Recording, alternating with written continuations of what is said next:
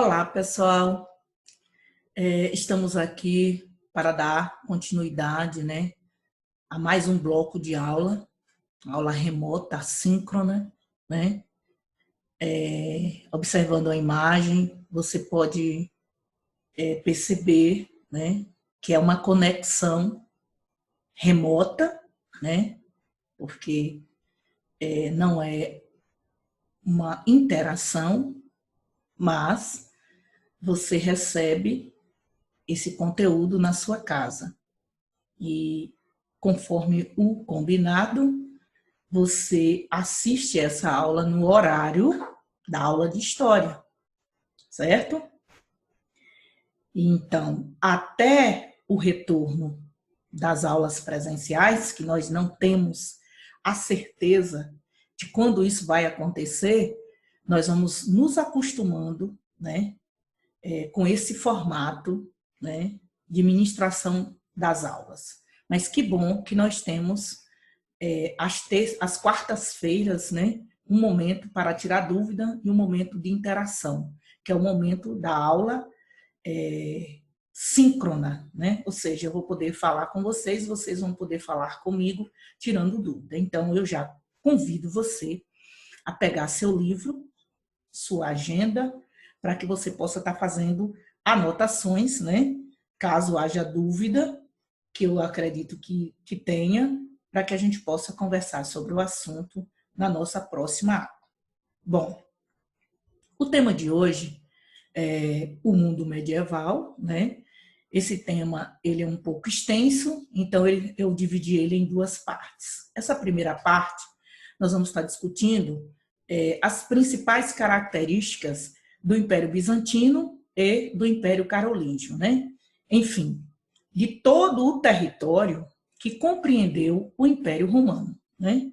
Então, o Império Romano, na sua grande divisão, nós temos a parte do Ocidente e a parte do Oriente. Então, os bizantinos ficaram na parte do Oriente e os francos, né?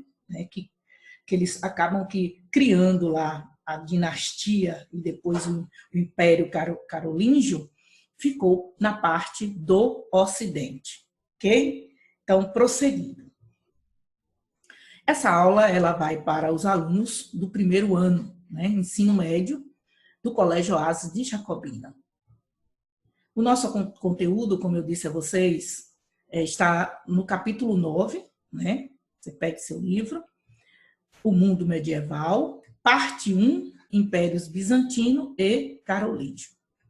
As habilidades para a aula de hoje são formas de organização, né? Porque trata-se de espaços que são organizados, adaptados, né, à realidade de cada governo.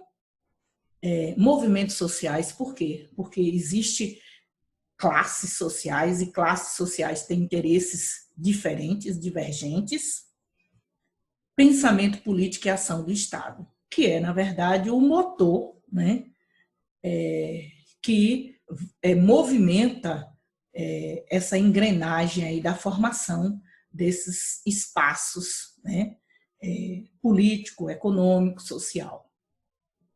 Bom, fazendo uma breve apresentação desse período, né, que nós vamos chamar de Idade Média, porque é um período que nasce, né, da desagregação do Império Romano, tanto do Ocidente como do Oriente. Então é bom que a gente ressalta aqui que quando eu falo de Idade Média, eu não me refiro apenas ao feudalismo, né? O feudalismo ocorre em apenas uma parte do Império Romano, né? Mas lá no Oriente, onde se organizou o Império Bizantino, também viveu um período de Idade Média. Então, um século, né, de características assim bem diferentes, né, comparada às civilizações antigas. Então, esse período ele está dividido em duas partes, ou melhor, duas fases. A primeira fase a gente chama de Alta Idade Média, né, que vai do século V ao século X, que é o período de apogeu, né, da Idade Média, grandes esplendores, crescimento, né, autoafirmação. E do século XI ao século XV, nós vamos falar de um período de desagregação, né, de desestruturação, de um nascimento de um novo modo de vida, que seria aí a formação das monarquias nacionais, ou melhor, do mundo moderno. Bom, vamos começar então fazendo uma memória aqui, do que foi do retrato final do Império Romano. Vocês se lembram que a Roma, né, está localizada aqui nesse formato de bota, que vocês não esquecem, né? Esse formato geográfico aqui, e que o Império Romano ele cresceu de uma forma grandiosa, né? E cresceu tanto que nos últimos dias, né, que precedeu a agonia, né, do Império, ele foi dividido em duas partes, chamado tratado. Esse tratado, ele na verdade, tinha a intenção, né, de minimizar os conflitos e tentar salvar o Império. Então, ficou assim. No lado do Oriente, né, nós temos aqui, parte oriental, ficou o Império Bizantino com a sua capital em Constantinopla, né? Ou seja, toda essa parte aqui do Oriente. Na parte do Ocidente, nós vamos ter aqui o espaço de grande invasão dos bárbaros, nós vamos ter aqui vários reinos, né? Esses reinos bárbaros, os francos, os burgúndios, os trogodos, suevos, visigodos, vândalos, né? Enfim, uma série de povos. E de todos esses povos aqui, nós vamos destacar aqui aqueles que tiveram maior expressão política, né, nesse período, que foi o reino dos francos, né, que deu origem ao Império Carolíngio, né, nessa parte aqui. E essa outra parte aqui deu origem ao Império Bizantino. Então, observando aqui, nós temos aqui o quê? Uma fragmentação política, né? O território, esse período é considerado por alguns estudiosos como sendo um mosaico, né? Vários pedacinhos com realidades diferenciadas, né? Com características políticas diferenciadas, né? Então, nós temos aqui uma grande fragmentação territorial e uma fragmentação política. Bom, vamos falar então da origem do Império Bizantino. Tudo tem sua origem. Em 330 d.C., nós vamos assistir, lá na parte oriental, a fundação da capital do Império Romano, né, que foi Constantinopla. Observe que o nome Constantinopla, né, em homenagem ao seu grande fundador, o imperador romano Constantino, né? Então, em homenagem a ele, a capital, né, do império recebeu esse nome de Constantinopla. Bom, em 395, houve a divisão do Império Romano após a morte do imperador Teodósio, né, que dividiu o império em duas partes. E esse Império Romano do Ocidente, na verdade, nasceu nessa parte oriental do Império Romano. Então, nós temos aí o Império Romano do Oriente e o Império Romano do Ocidente. A parte do Império Bizantino se desenvolveu nessa parte oriental. Bom, aqui eu tenho um mapa, né? E esse mapa mostra bem a localização, né, da capital, onde está a capital do Império Bizantino, que é Constantinopla, que vai se tornar o centro comercial importante da Europa, né? Nesse período, nós vamos assistir aqui um grande esplendor do Império Romano do Oriente, que é ocorre mediante ao processo de conquistas, né, nessas áreas aqui. Então, nós temos aqui, hoje, né, essa região aqui seria a Istambul, na Turquia.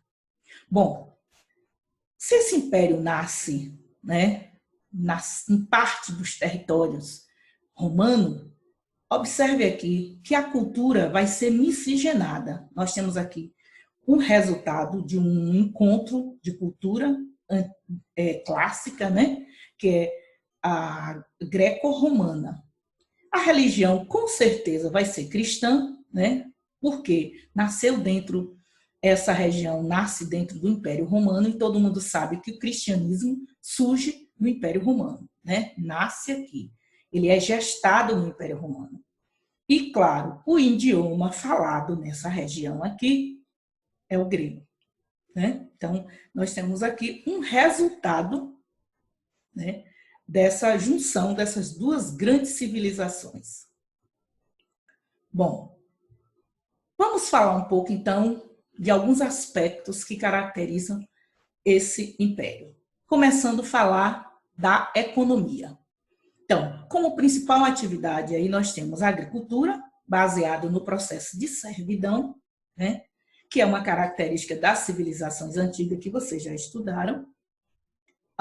Nós temos como uma outra grande economia o comércio, né, lá na região de Constantinopla, que vai servir de terminal das rotas da Ásia, ou seja, vai, a partir desse momento, o Império Bizantino vai conseguir uma grande rentabilidade a partir desse comércio, né, que faz uma ponte, ou seja, que tem as rotas entre o Oriente e o Ocidente, ou seja, segundo os estudiosos, o Império Bizantino saiu na frente no critério de comércio nessa época. Tinha uma rota, né, de comércio que rendeu muito lucro, né, e que ajudou muito no crescimento e no enriquecimento do Império Bizantino.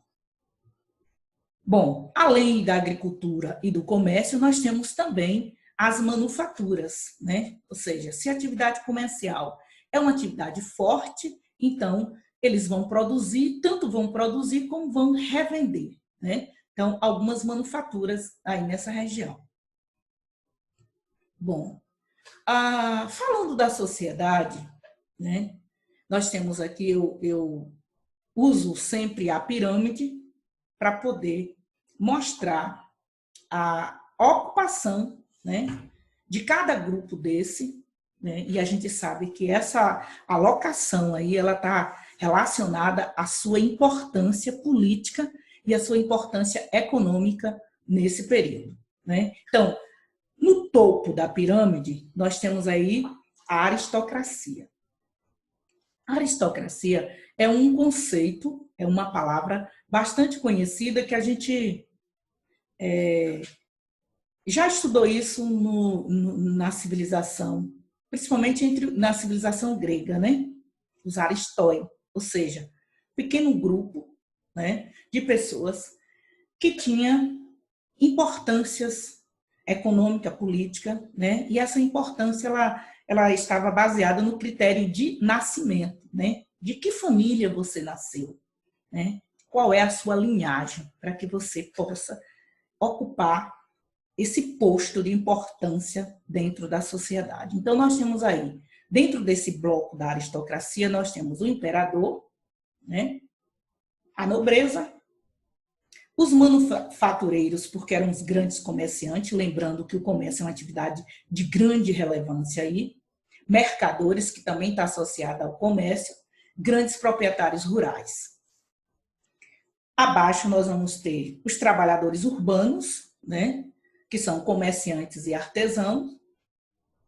Como base da mão de obra, né, nós temos os servos, né, que vão trabalhar nas terras dos grandes proprietários, né, que são os camponeses ou os colonos. E abaixo nós vamos ter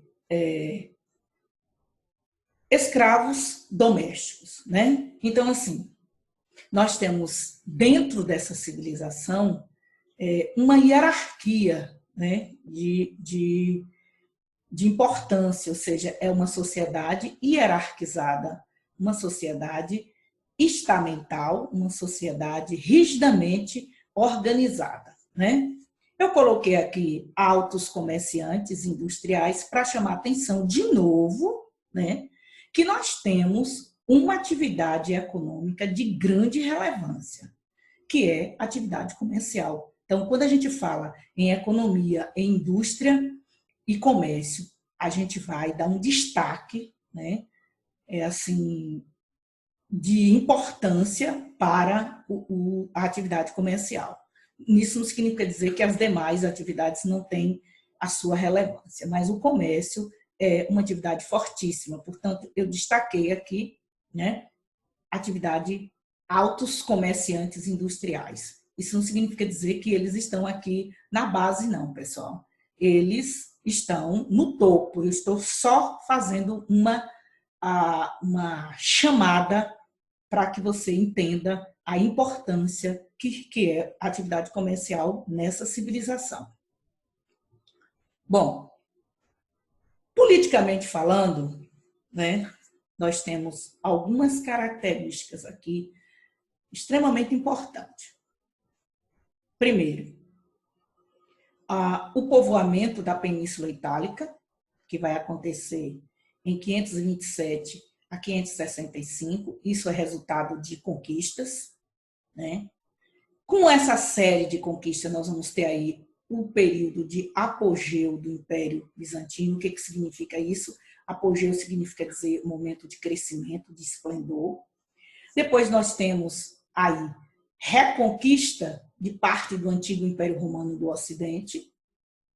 Vamos ter também na parte sul da Espanha, na parte norte da África, na Itália, né? Egito e Síria e Palestina e Mesopotâmia. Observe que há aí uma expansão, né, territorial muito grande nesse período. Então, eu posso dizer que essa é uma política imperialista, que é uma política expansionista, né? Observe quantas regiões, né, foram anexadas, né, durante o governo de Justiniano. Então, eu tenho aqui, primeiro, um alargamento, né, que é o povoamento da Península Itálica, depois um processo de reconquista dessas áreas todas aqui. E isso vai fazer com que o Império Romano, o Império Romano do Ocidente, ele vá alargando as suas fronteiras. Bom, ainda falando de política, eu tenho aqui, né, o governo de Justiniano, né, nós tivemos o imperador Constantino, o segundo imperador Justiniano, que ele fez um processo de continuidade, né, do primeiro e trouxe grandes benefícios para essa área aí que a gente chama de Império Bizantino. Então, nós temos aqui, ele governou de forma centralizada e teocrática, ou seja, era uma monarquia centralizada e teocrática. O que isso significa? Significa dizer que o poder era um poder hereditário, né? Centralizado, porque ele era o rei, então ele concentrava nas suas mãos todo o poder, inclusive o poder religioso, né? Por isso que que é uma monarquia teocrática, porque ele se declarou, né, como chefe da igreja no período do Império Bizantino, né? E a gente vai ver isso lá adiante. Então, assim, quais foram, professora, as reformas, né, assim, de grande peso nesse período? Então, a gente destaca aqui o código, a criação do Código de Justiniano. Esse código, chamado Código Corpus Juris Civilis, né, significa dizer corpus juris, e juris vem de Justiniano, né? Esse documento seria assim um compêndio, né? Um resgate do direito romano. E esse documento ele tem uma importância muito grande, porque é baseado nessas leis que ele vai reorganizar o império. Então, ele vai trazer inovações no campo jurídico, né, político, social, né, que, na verdade, estão implícitos dentro desse documento que é o chamado direito romano. Então, nós temos aqui um grande legado, né, do governo de Justiniano. Ele usa esse direito para organizar, para sistematizar, né, todo o seu governo. Não é um governo que não tem um parâmetro jurídico, né? Ele cria um parâmetro jurídico que está fundamentado no direito romano. Bom, outra coisa importante que a gente deve destacar aí, que não é um ponto tão positivo, mas que aconteceu, né? Na verdade, trata-se de uma revolta, a revolta de Nica, né? E essa é uma palavra que significa vitória, que vai acontecer em 532. É uma revolta popular em que a população ela se organiza e ela pega em arma e ela vai às ruas e faz um movimento, né, de rebelião, mostrando assim o seu desafeto ao governo, né? E a causa principal seria aí um aumento, né, de impostos, ou seja, alta taxa de tributação. E todo mundo sabe que os impostos eles têm uma finalidade, né?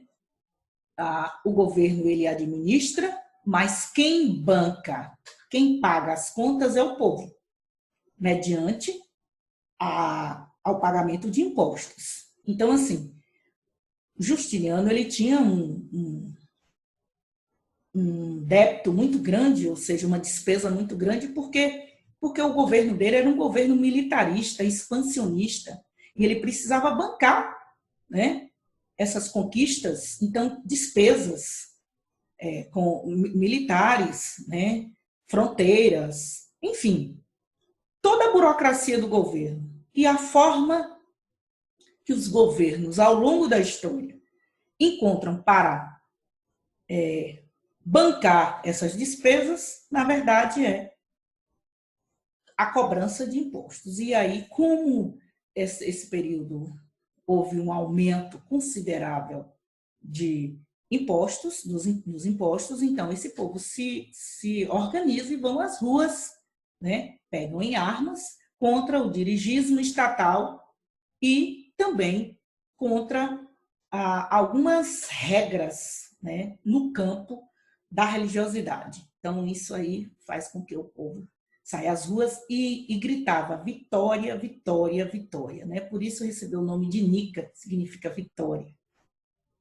Ok, pessoal? Bom, vamos falar um pouco da cultura do Império Bizantino. A cultura ela está intimamente ligada à religião nesse período. Né? Lembra que eu disse no início que esse é um governo teocrático. Então, a teocracia ela é caracterizada por essa junção de elementos políticos, jurídico e religioso. Né? Então, nós vamos ter aqui uma primeira característica foi as chamadas combate às heresias. Primeiro, eu preciso saber o que são heresias. Né? Esse é um termo que nós vamos discutir muito quando estivermos discutindo a igreja medieval, né? No período medieval, ou seja, a igreja católica, né? Apostólica romana, que ela vai viver um período de combate às heresias. E as heresias significa dizer toda a linha de pensamento que não estão alinhadas à ideia central, né, da religiosidade. Então, de que heresias nós estamos falando lá no Oriente, né, nesse período? Então, nós temos aqui os chamados monofisistas. O que significa isso, professora? Um grupo, né, que se destacaram lá porque começaram a disseminar ideias negando a Santíssima Trindade. Jesus Cristo, Pai, Filho e Espírito Santo. Então, o que eles vão dizer? Não existe a Santíssima Trindade. Cristo apenas como uma natureza divina. Ele não é. A gente não entende, não pode compreender, não podemos conceber a ideia de que Cristo está linkado à ideia de Trindade Santa, né? O Pai, o Filho e o Espírito Santo. Cristo é apenas uma natureza. Imagine vocês que essa forma de pensamento, de negação da Santíssima Trindade, gerou um conflito religioso muito grande, a ponto de promover uma grande distensão que vai desembocar depois numa separação. Bom, depois nós vamos ter aqui um outro grupo, que na verdade são os iconoclastas, que vai começar a fazer um movimento, entrando nas igrejas, né, nos espaços sagrados, e vão começar a destruir todas as imagens, todos os ícones, né, que estivesse ligado a um aspecto da religiosidade católica, né? Enfim, um grupo que não adorou imagens e que destruía os templos onde tinha imagens. Então, um grupo que nega a Trindade Santa de Cristo, o outro grupo que destrói imagem e que não adora a imagem, só adora a Deus. Bom, qual o resultado desses conflitos, né? Dessas heresias, como foi conhecido na história? Em 1054, vai acontecer um racha, uma divisão na cristandade católica, né?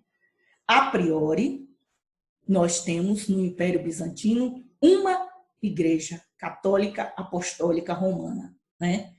Origem do Império Romano. Era uma igreja una, até surgir essas divergências ideológicas. A partir dessas divergências ideológicas, nós vamos ter aí uma separação, que é o que nós chamamos de cisma do Oriente. Um rompimento com a Igreja de Roma e com o Papa. Como vai ficar? Nós vamos ter, a partir desse momento, duas igrejas. Vamos ter a Igreja Cristã Ortodoxa,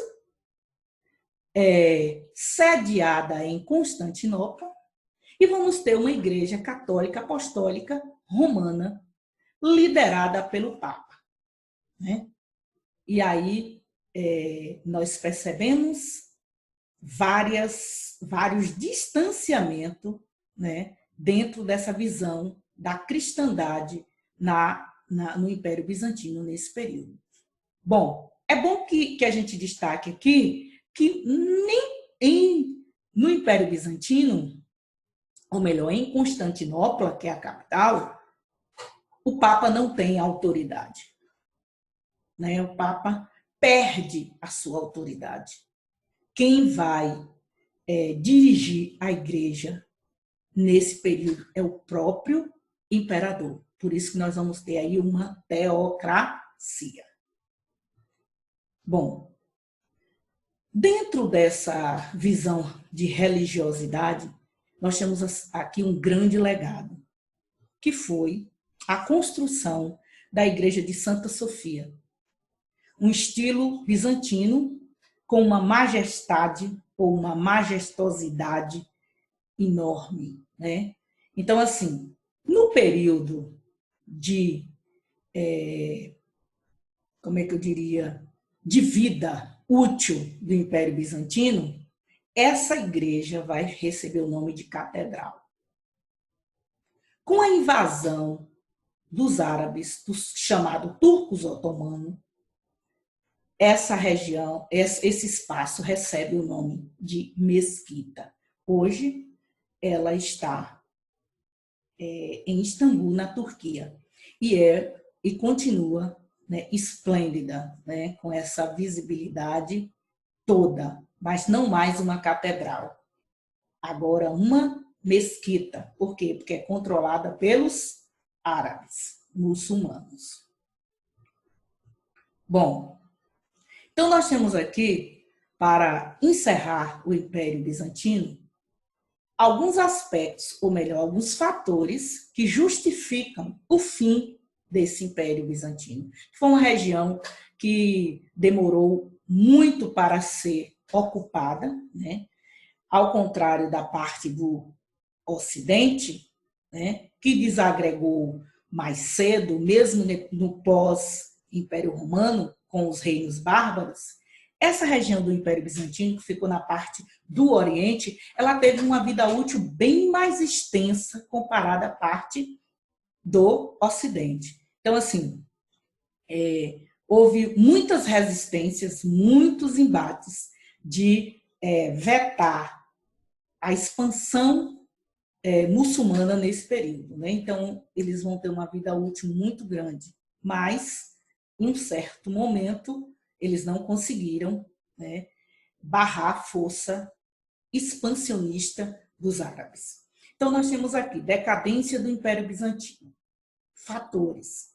Primeiro, conflitos políticos, né, internos. Disputas religiosas, que eu acabei de falar para vocês, isso vai enfraquecer, né? O racha da igreja enfraquece o governo.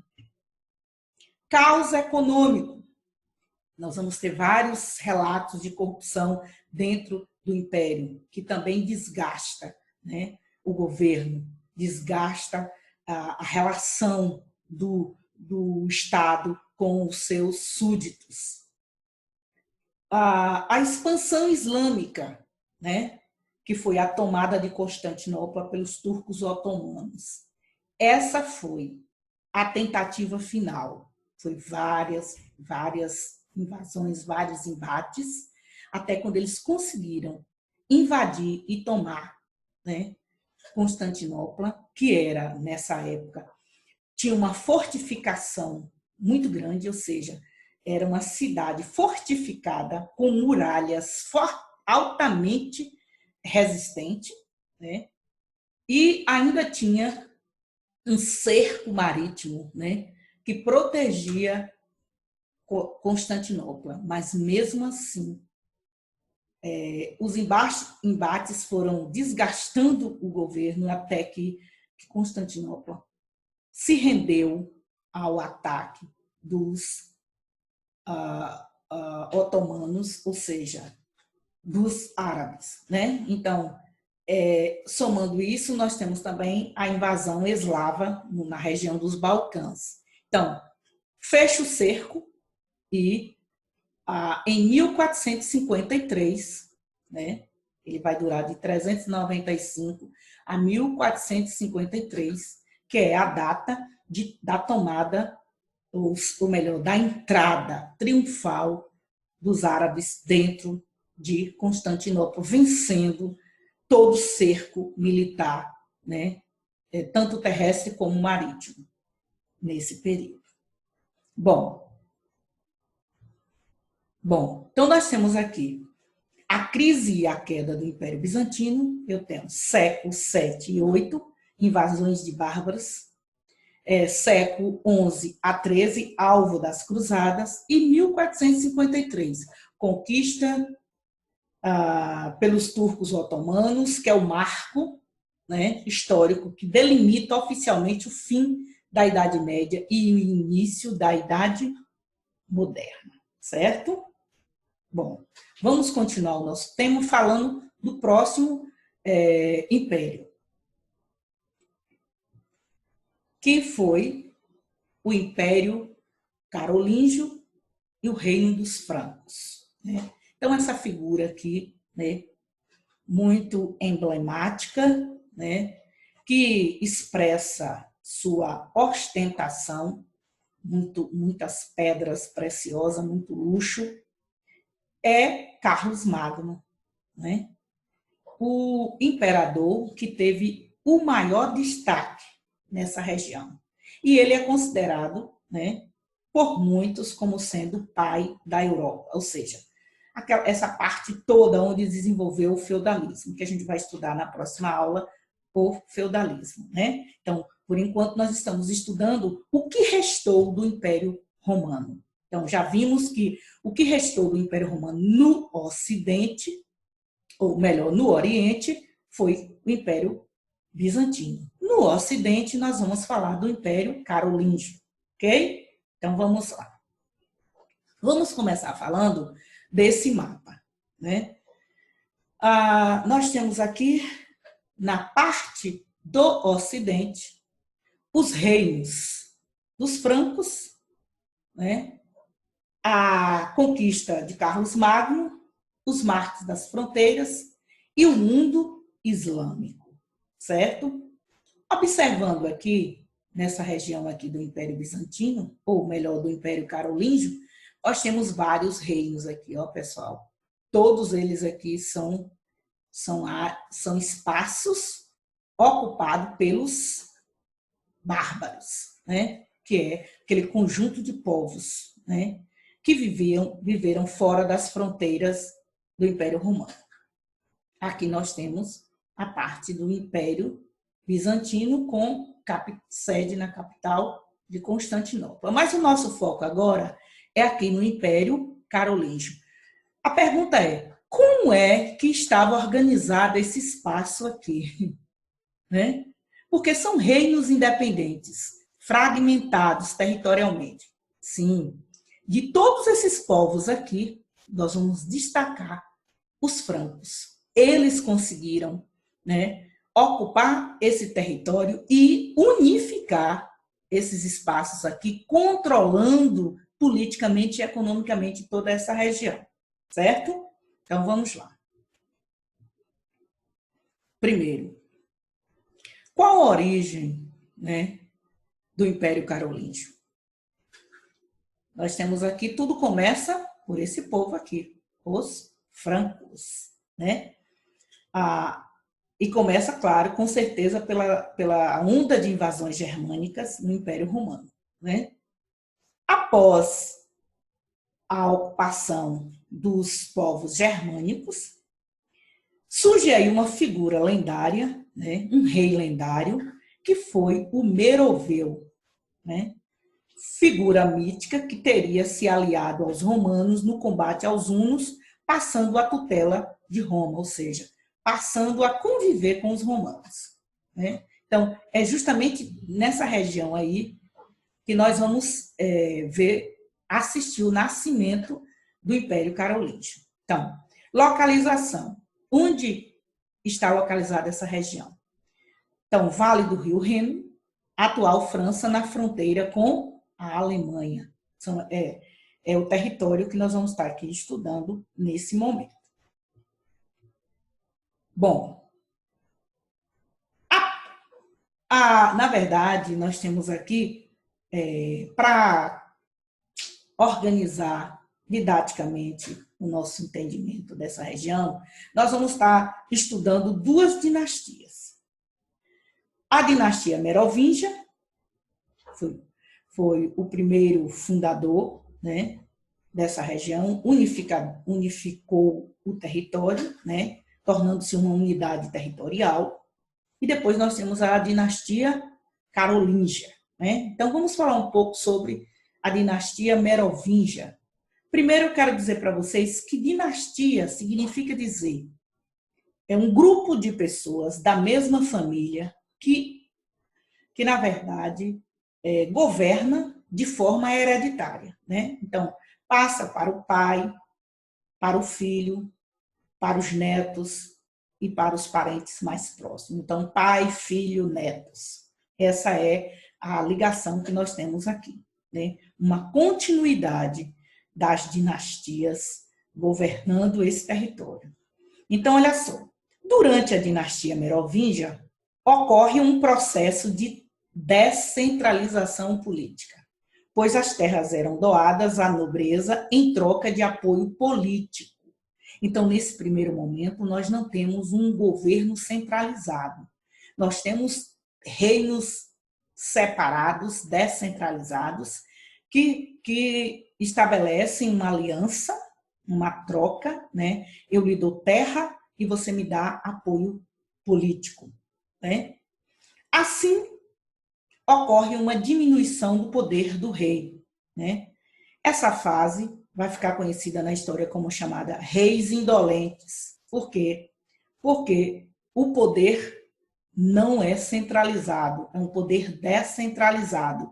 E eles acabam empoderando pessoas, grupos de pessoas para governar todas essas áreas, como o caso aqui dos prefeitos do palácio, que eram os majordomos, né? Uma espécie de prefeitos que governavam em nome do rei. Em 714 d.C., nós temos aí o governo de Carlos Martel, né, que foi um dos prefeitos, os majordomos, que se destaca na batalha contra os árabes. Ou seja, esse Carlos Martel aqui, ele é conhecido na história como sendo o homem que barrou a expansão muçulmana árabe na parte do Ocidente, ou seja, a parte da Europa, toda a Europa, né? Então, é como se no Oriente o espaço foi todo ocupado pelos árabes e no Ocidente, que é na parte da Europa atual, né? Os países da Europa, que antes não eram países, eram reinos, né? Ocupados por esses povos aí. Então, eles conseguiram criar uma barreira e impedir a entrada da cultura, da religião muçulmana na parte da Europa. Então, esse Carlos Martel, ele tem um destaque na história por conter essa expansão árabe. Graças a essa contenção, a Europa, o Ocidente também não é islâmico, né? Bom, seu filho, Pepino Breve, torna-se majordomos, ou seja, prefeito também dessa região, em 741 d.C. E com o apoio da igreja, ele se torna, né, 10 anos depois, o novo rei, iniciando aí, então, a dinastia carolíngia, certo? Então, observe que vai passando de pai para filho, né? Em 754, alguns territórios que pertenciam anteriormente a Roma são atacados pelos lombardos, né? Pepino o Breve, ele vence a batalha e doa parte do território para a igreja. Pronto. A partir desse momento, nós temos aí a presença marcante da Igreja Católica nessa região, na tentativa de resgatar a cultura do Império, do antigo Império Romano na área do Ocidente, ou seja, na parte da Europa, certo? Então, essa parceria da Igreja Católica vai fortalecer esses reinos aí e vai garantir a sobrevivência, né, do cristianismo nessa região, em detrimento ao avanço do islamismo nesse período. Bom, falando um pouco de Carlos Magno, né? Carlos Magno é filho de Pepino o Breve. Esse Pepino Breve se torna rei em 800 d.C. é coroado novo imperador, né, do Ocidente pelo Papa Leão III, continuando assim o bom relacionamento da Igreja Católica. O que isso significa dizer? Que a Igreja Católica ela está se autoafirmando, né? E a parceria, na verdade, com o Estado. Então, o poder espiritual aliando-se ao poder temporal e ambos se fortalecendo. Bom, vamos falar um pouco da organização do Império nessa fase aí do governo da dinastia carolíngia, né? Que vai de 771 a 814 depois de Cristo. Então, nesse período aí, nós vamos ter aí uma expansão das fronteiras, né? Então, ampliando aí a Espanha, a Itália e a Germânia. Vamos ter também nessa fase a expansão do cristianismo, como eu disse para vocês, uma forte aliança da Igreja Católica com o Estado, né, de Constantinopla, ou seja, com o rei do Império Carolíngio. E essa aliança, essa constância da aliança entre Igreja e Estado, né, vai resultar na coroação do imperador romano do Ocidente pelo Papa Leão III, né, numa noite de Natal do ano 800. O que é que isso significa, professora? Significa dizer que a Igreja agora já legitimou, né, a cultura do antigo Império Romano, agora com aparência, com aspiração, com presença no Ocidente, né? Então, assim, é como se o Império Romano não tivesse morrido. É como se fosse ressuscitado, pelo menos, a aspectos políticos, culturais e religiosos, do que se perdeu, né, com a invasão dos bárbaros. Bom, a partir desse momento aqui, nós vamos ter aqui o quê? A criação, né, de um dia para adoração. Nós já temos agora um rei que foi coroado pela Igreja Católica. Nós temos aí a oficialização e o fortalecimento do cristianismo, né, uma vez que o Papa ele perdeu os domínios de Constantinopla, né, com a questão religiosa, os conflitos religiosos que foram registrados lá no Império Bizantino, houve um cisma, um racha. Então, do lado de lá, nós temos uma igreja, ainda hoje, na Rússia, por exemplo, né, foi a parte que restou desse período aí, com a chamada Igreja Ortodoxa, a Igreja Cristã Ortodoxa. Do lado do Império do Ocidente, né, o Império Romano do Ocidente, após a coroação de Carlos Magno como sendo o imperador, né, ressuscitando aí o espírito romano nesse período, nessa região, aí nós vamos ter, então, a presença e o fortalecimento do cristianismo nessa região. Então, nós vamos ter lá no Oriente o islamismo muçulmano e do lado do Ocidente, que é a parte da Europa, nós temos o cristianismo, né? Isso até a atualidade. Então, com essa forte presença da igreja dentro desse Estado, né, esse novo Estado, a igreja começa a influenciar, né, modos de vida. E uma dessas influências foi justamente a ideia de se criar um dia específico para adoração, que ficou convencionado no domingo, né? Então, nós temos hoje o domingo feito para o descanso. No domingo você não tem atividades seculares, você descansa, você vai à igreja, você vai estabelecer um relacionamento com Deus, você vai preparar-se para a semana seguinte. Então, isso surge, né, nesse período aí, essa ideia de descanso, né, espiritual, surge nesse momento aí de apoio, de aliança da Igreja Católica. com o Império do Oriente, né? Do Ocidente, melhor dizendo. Bom, ainda falando da organização do Império Carolíngio, nós vamos falar politicamente, né? No aspecto religioso, nós temos aí uma aproximação do Estado com a Igreja e uma influência legítima dentro do Estado. No aspecto político-administrativo, nós vamos ter uma divisão, né, nos territórios e um empoderamento, né, a alguns grupos para governar em parceria com o Carlos Magno, né? Então, nós vamos ter aí, o espaço vai ser dividido entre condados, ducados e marcas, que significa dizer áreas, tipo prefeituras, né? Condados pelo conde, ducados pelos duques e os marcas, né? Por os dominos, né? Uma espécie de prefeito que vão estar governando, né?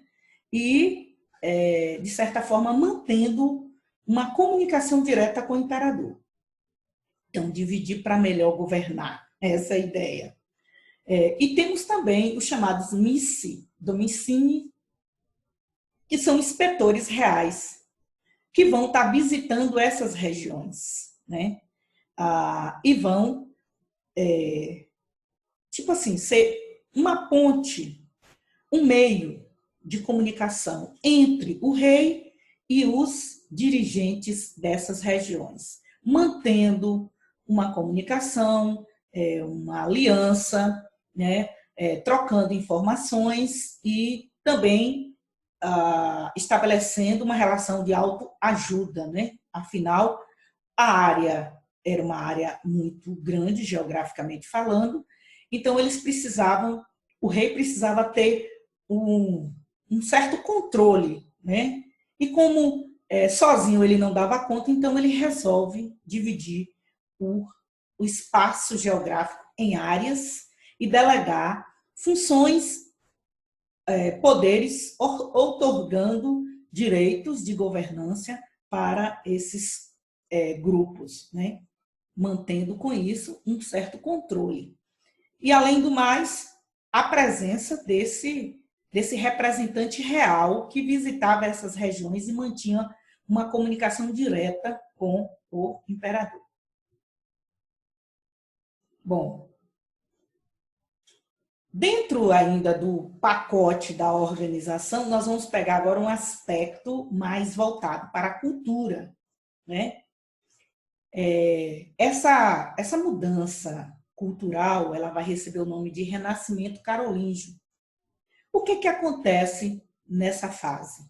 Bom, é uma fase que tem um grande destaque para a cultura. Incentiva a cultura e a educação, né?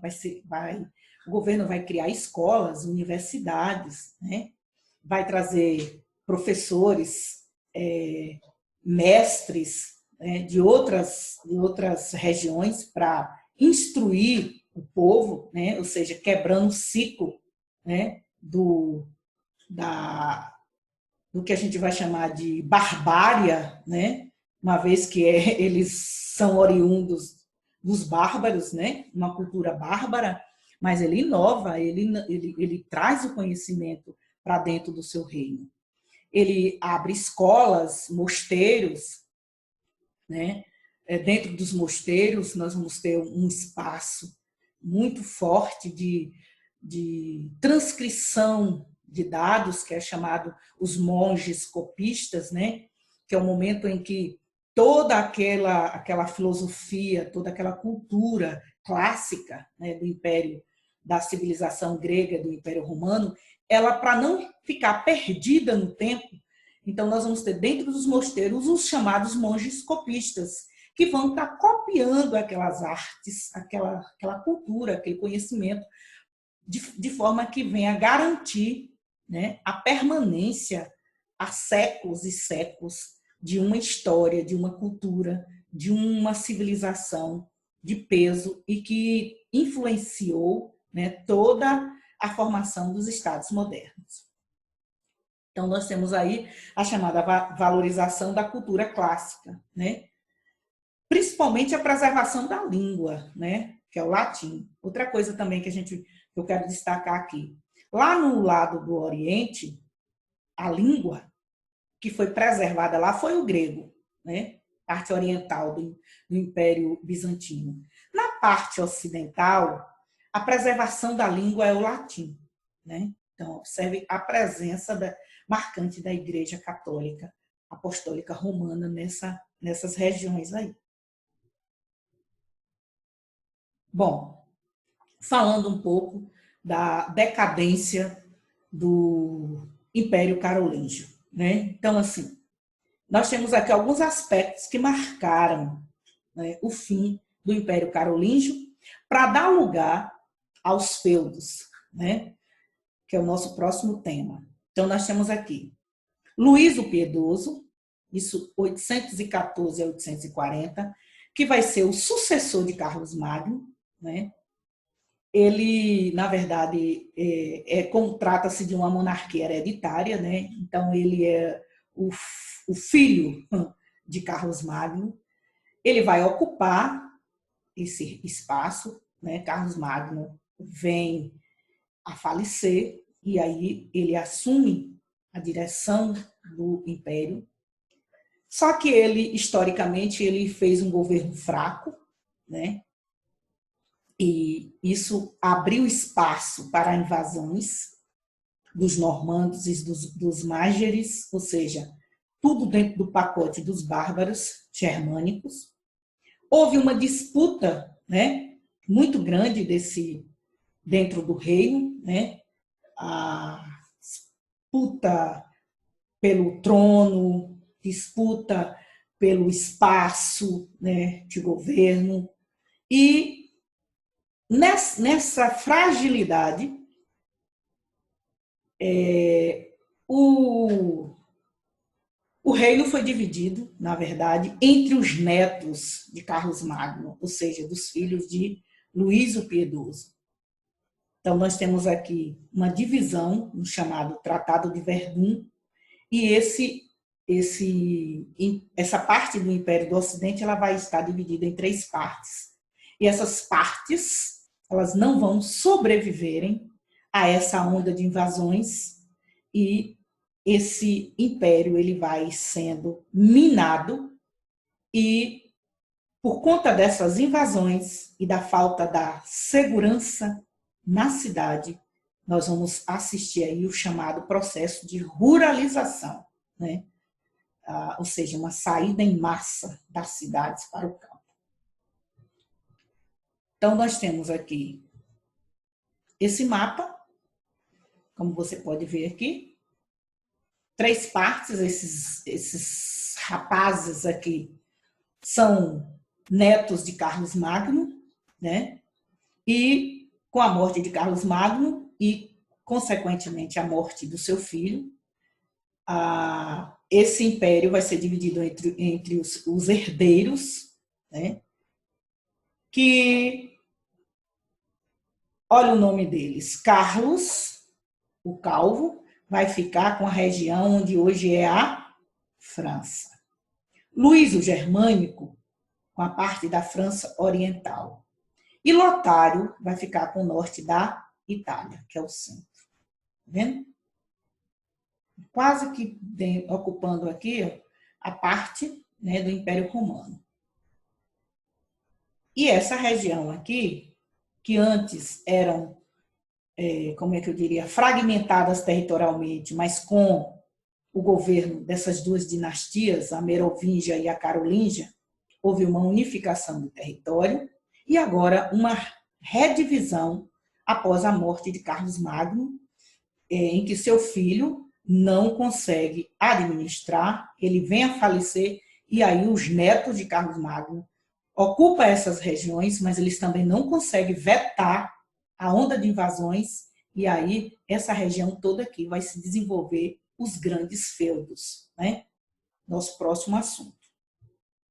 Bom, então nesse caso eu quero agradecer pela paciência de vocês estarem me assistindo Desejar a vocês uma semana produtiva, né? Que Deus abençoe a todos.